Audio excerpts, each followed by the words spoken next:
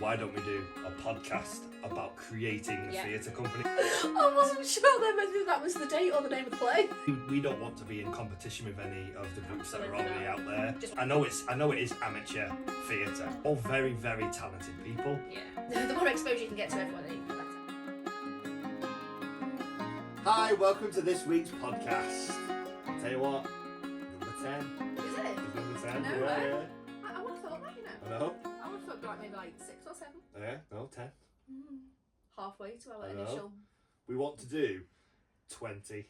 Well, we want to do more. Oh yeah, But like initially it was like 20 to start, Yeah. wasn't it? So we're halfway. But it's funny when I log on and look at how much we've got.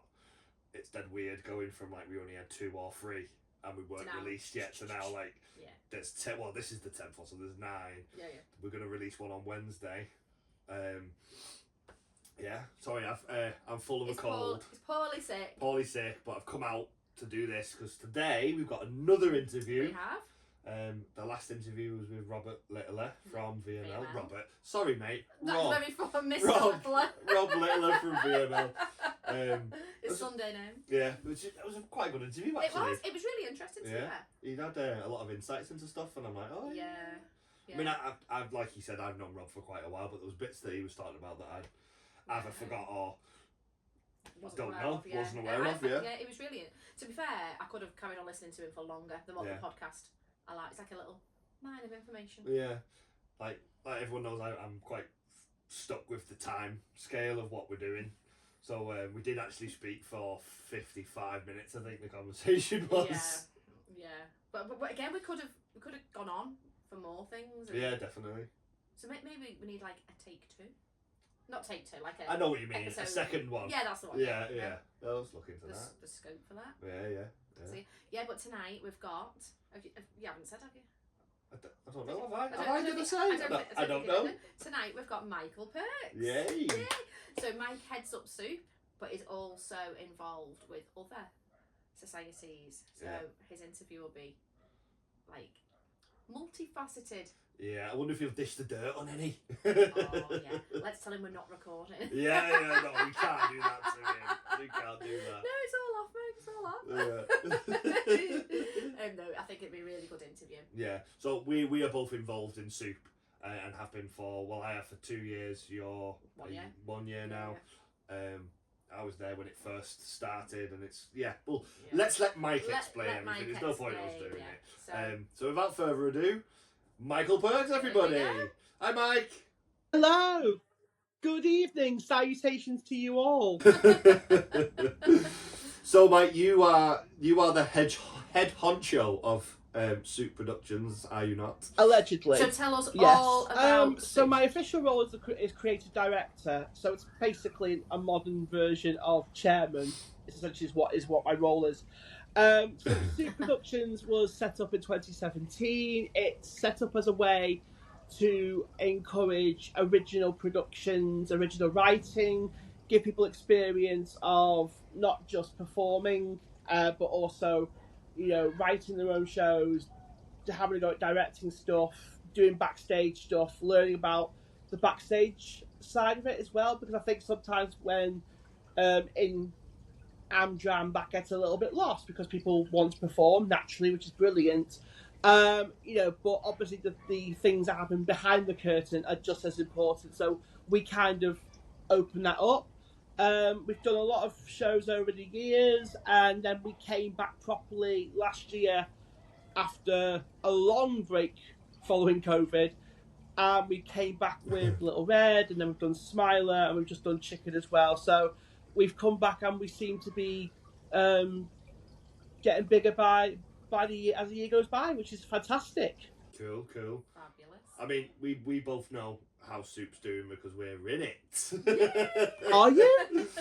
I wondered who you were. Right, okay. And obviously we've just started rehearsing for Robin Hood.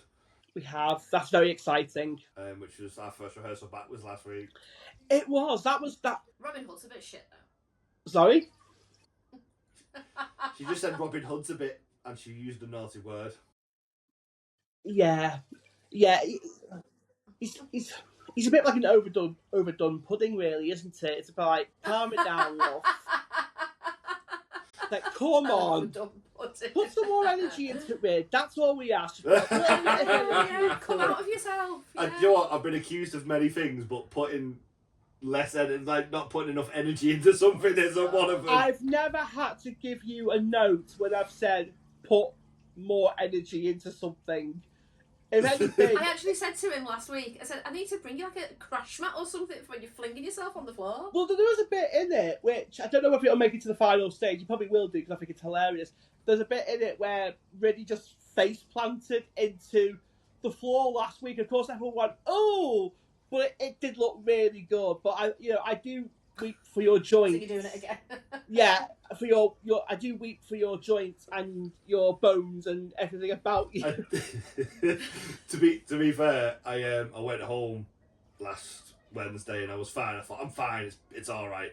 Thursday I woke up with some pains in certain areas. It's the day after. Friday.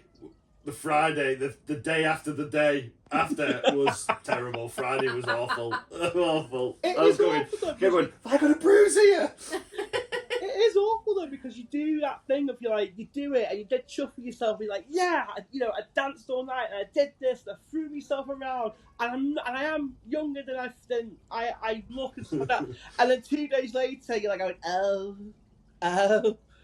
You're like, why did this have to happen to me? So, no, fair play to you, mate. The energy is just there, and what I've seen so far last week, just after one rehearsal, is fabulous. And it's going to be a good show. It's going to be a good show. I'm not going to lie, I was a little bit worried sort of going back into it, because we've not been together as a group for about 4 months now. Yeah, that's right, because Soup was commissioned to do Chicken for Pride, which you wrote, directed, and everything else in between. Find the theme tune. So why don't you tell us a little bit about how that came to be and how that went and how you felt it went?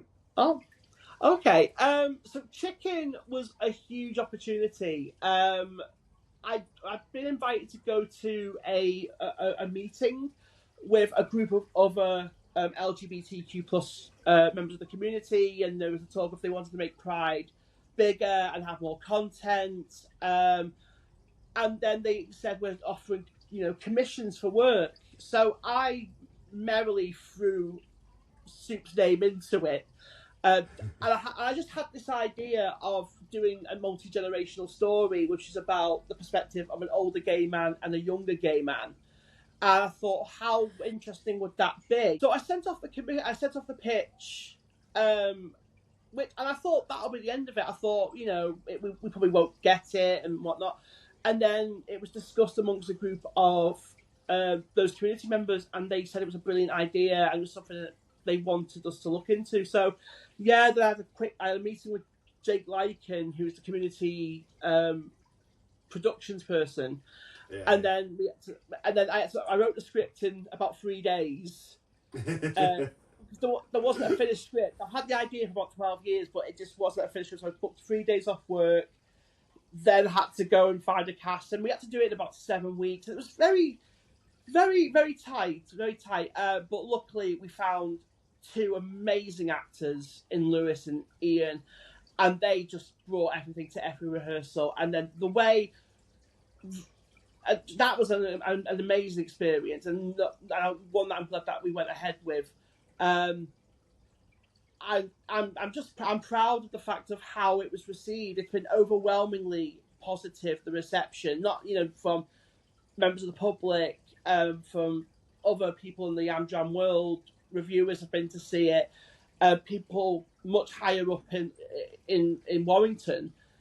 So it's gone down really, really well, and I think it's kind of maybe made us a lot more visible as a group, and people know the quality of our work. And I think that's what's kind of happened with Soup since we've come back. I think people have seen the calibre of work that we've done, like we've done Little Red, which went down really well. Then we did Smiler, which was another positively received show, which is marvellous, directed by Mr. Riddie. And then we had Chicken, which has gone the next step up. So I think, if anything else, it's made us more visible, and I'm proud of that. I don't want it to die. I think Chicken's got a lot of chicken legs, It's got a lot of legs. It's not ready to fly the coop yet, eh? It's not. No, it's staying in that cage for as long as we need it to. It'll be milking that egg for years. Oh, I would. Oh, Don't even think that made any sense. Don't milk chickens, but okay, let No, him don't have milk his victory. chickens. No. I will dine out on that for years. If I don't write any other script, I will dine out on that for years. And you should, to be fair, obviously you didn't come to watch it. Sorry. What? Chicken. Oh no, I was poorly. It was very well received. I was there for both nights, and you could tell that the audience really, really enjoyed it and was really engaged with it. And you should do more with it. You need to. I hope so, and I'm looking into things like that at the moment. It was just great because, like me, I was on the sound desk, and I think it was a couple of times. Like I think in the first show, when Ridd was sat not too far from me, we were literally within spitting distance of each other, and we just looked at each other, going, "They're really into this." Yeah. Like they were laughing at things that we hadn't found that funny, and they were moved in places that were just you could feel the hairs on your neck stand up because it was just that intense. So no, very, very proud, and not just of Chicken as well, but like the Pride monologues as well that went on, and I just think we all sort of came together, and we all deserve a pat on the back for making that happen in about 7 weeks. And may you have had a nice pat on the back from Noda about that. Oh, let me just pick that name back up there. We got Noda is, I can never remember what the actual title for it is, so apologies. I think it's the National. We should know this.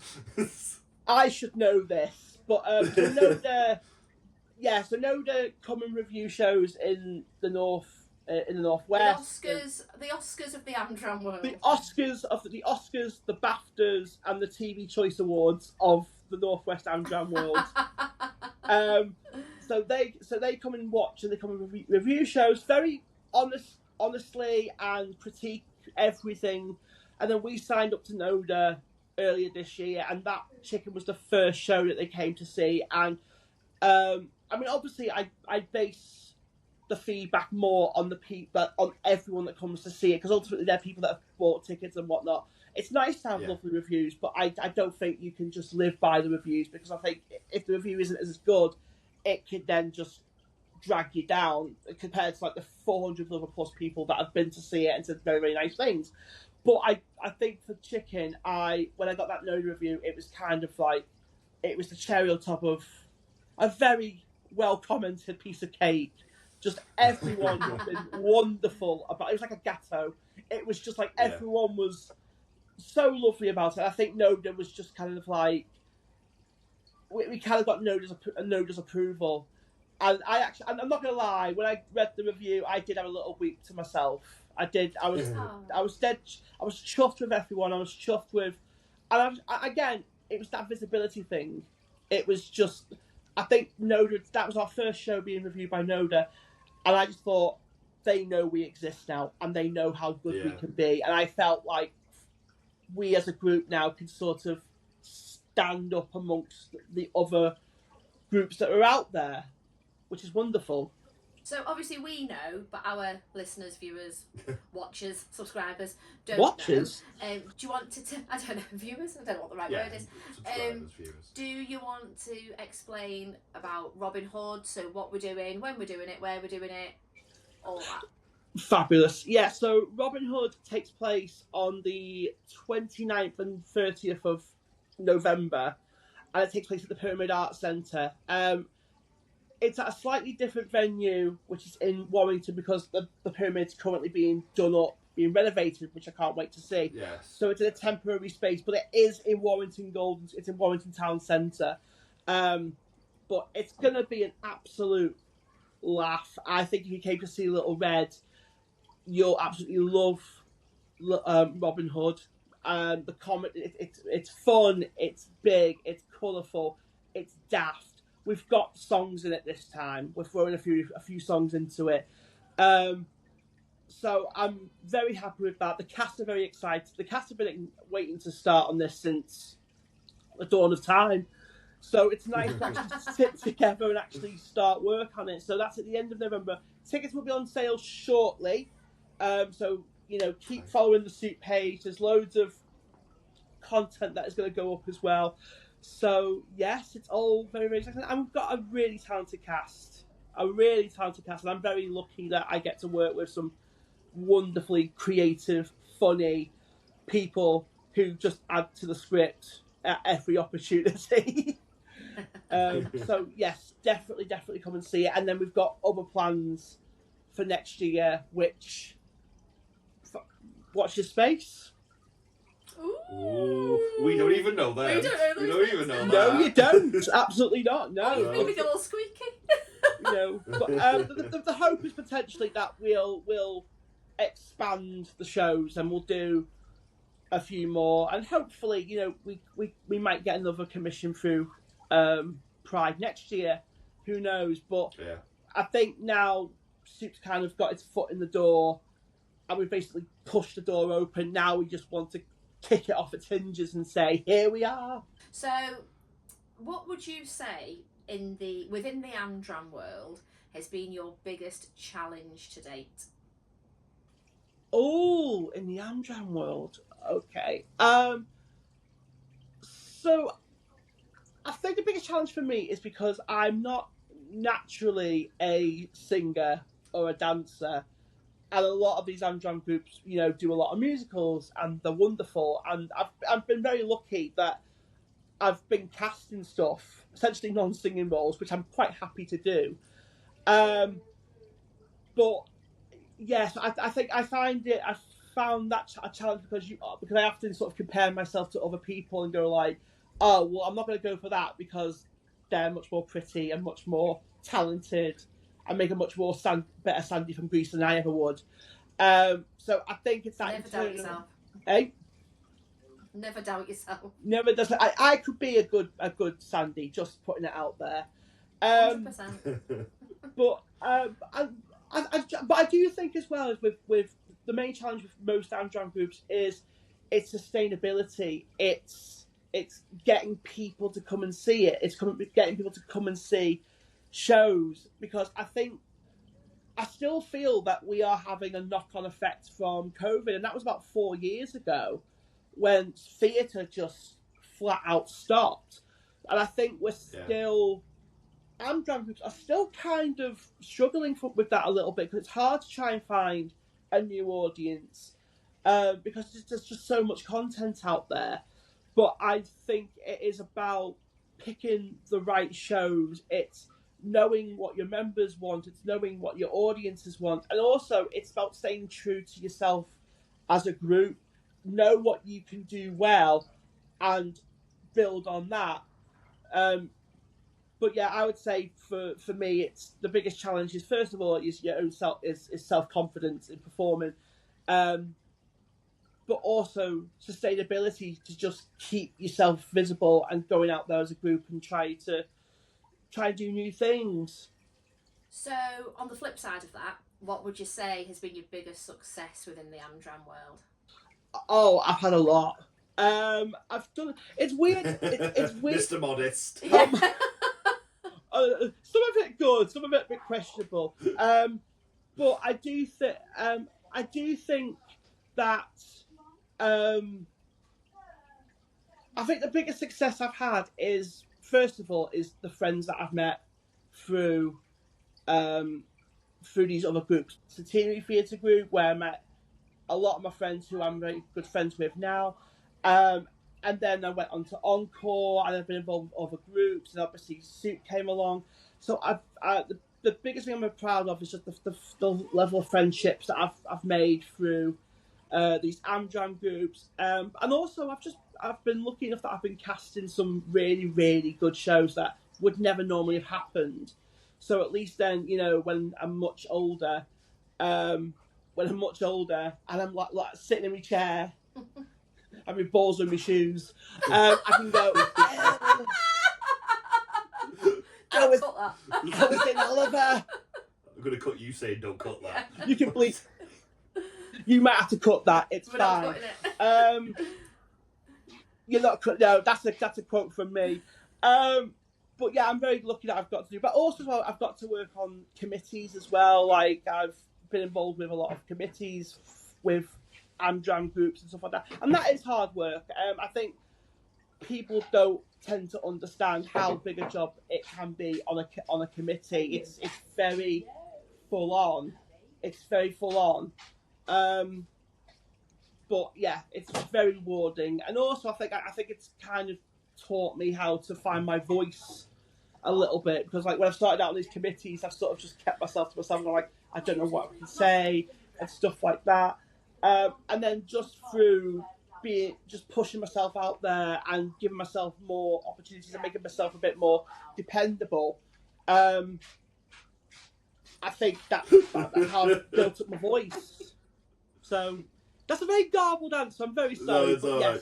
Main who are you shouting at there? Your mum or Dave? It's my mum. It's my mum.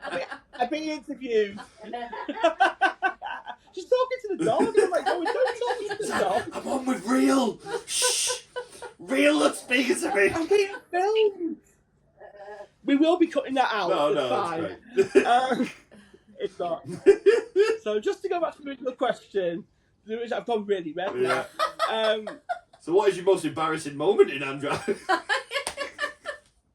Oh, there's too many of them. No, there's far too many of them. I'm ashamed of nothing in my Amdram life. Everything that's happened for a reason. Oh, bless you. So yeah, one last question from me before I hand over to this one is, if you could play any role in any show, what would it be? Edna in Hairspray. Ah. Absolutely, 100%. If I got to do Edna Turnbland in Hairspray on stage, that would be the holy grail for me. That would be I would stop performing at that point. That is literally that for me is just.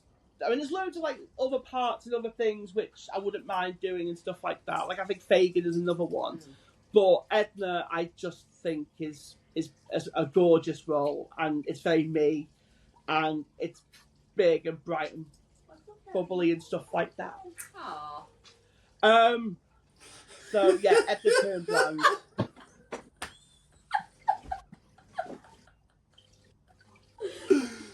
This is why we have a summer house. I know you are, but you're being recorded.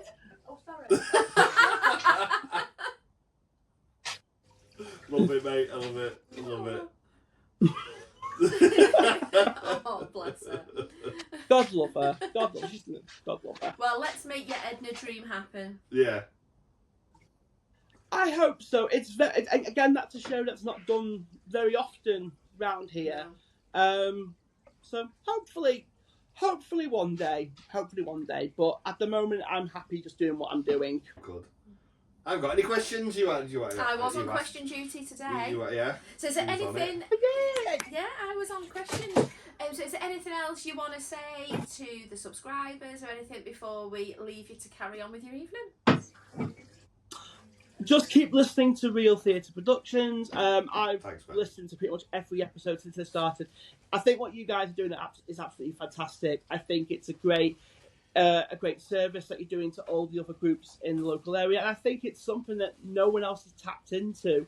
So, keep doing what you're doing. Everyone keep listening, keep watching in the hope that Mike will probably swear at some point. I have. But no, it's such a good show, and I think at some point, guys, I think you should do it on stage. Like what Chris Ramsey and his wife do. They take out on stage, the podcast out on stage. I think you should do that.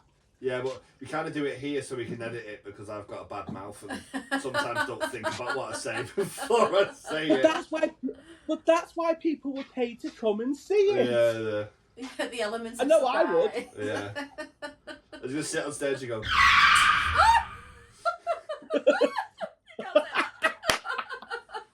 Suddenly, me saying balls in my shoes doesn't seem so bad. No, it doesn't. No. Oh, well, should we wrap it up there then? Yeah. Cheers. Thank you very much for It's coming. been lovely, guys. Thank you so much, and best of luck for everything with Soup. Thank you very much, and good luck with you guys with these podcasts. Keep doing what you're doing. You're doing fabulous. Cheers, mate. Love you. See you Love you. later. Bye. Bye. Bye. Yeah, so that was Mike Pirks talking to us from Soup Productions from his kitchen where his mum's obviously doing the tea. and talking to the dog. And talking to the dog. So funny. That was brilliant. No, It was, yeah. it's been good being a part of Soup. Yeah, for sure. And like I met Mike at Encore Yeah. Production, so that was about 3 years ago, and then we did what did we do? The Witches. So Mike Mike directed The Witches for Encore, and then it was shortly after that he was like, I'm going to start Soup again. So then Soup happened. So yeah, it was good. Yeah, well, I've known Mike. I can't count on my finger. There's not enough fingers and not enough toes.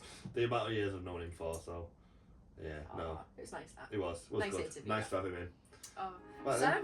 Yeah. over and out. You sign off. Go on. I I'll always sign do up. it. So thank you for watching. Keep sharing.